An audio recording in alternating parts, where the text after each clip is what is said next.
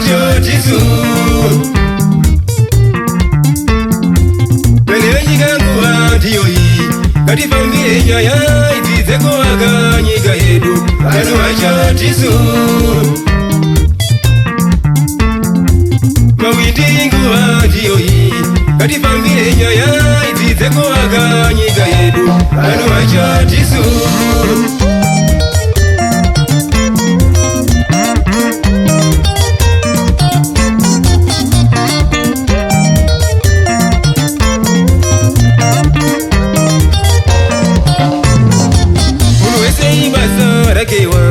Sekushandira nyika yake nyika iyoyi Nyika yacho tisu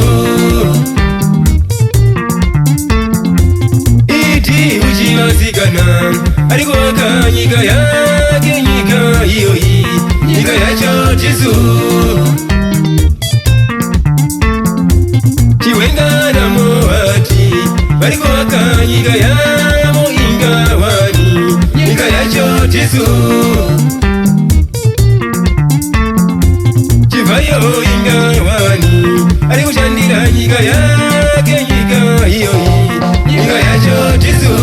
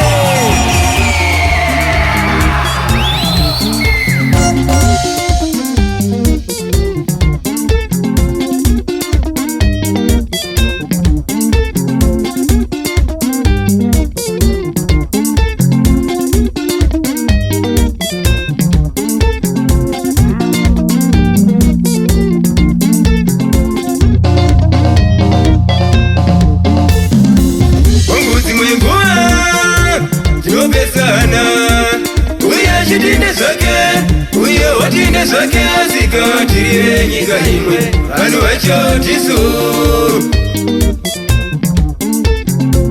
Onguzi mwenguwa Tinopesana Uya chitinde zake Uya watinde zake zikatire nyika imwe Anu wacho tisu Sinoda kubatana Kuditi kukunda Sisinene ruengo mani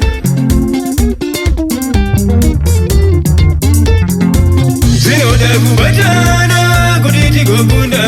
Sisinene ruengo mani Sisinene ruengo mani Pasinene ruengo mani Sisinene ruengo mani Pasinene ruengo mani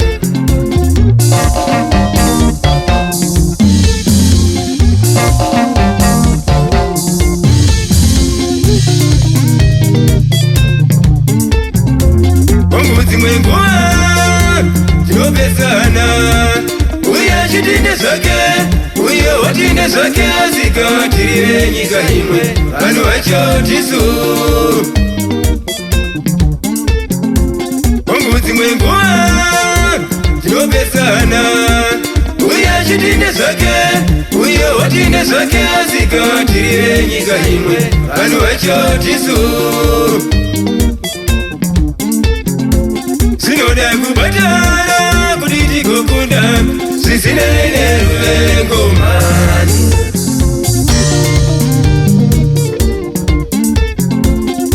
zinoda kubatana kuti tigokunda zvisinei rwengomani zvisinei rwengomani pasina nerwengomani zvisinei rwengomani pasina nerwengomani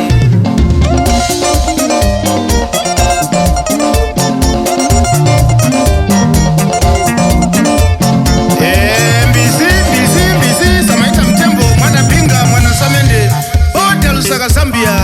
get more to me. Twende mfana.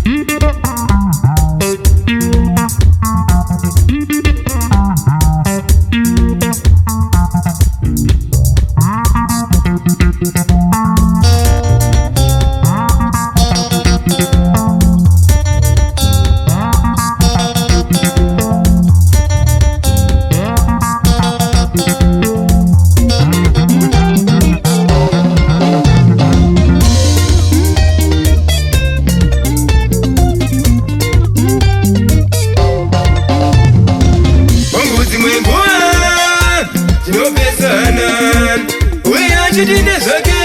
uye otinde zake, sika chirive nyika imwe, ngati vake Zimbabwe iyoyi.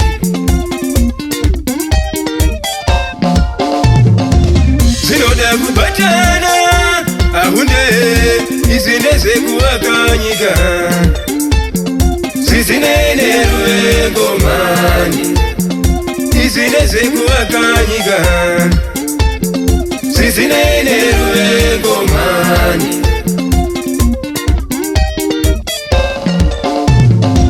zvinoda kubatana ahunde izvi ndezvekuvaka nyika zvisinei rwengomani izvi ndezvekuvaka nyika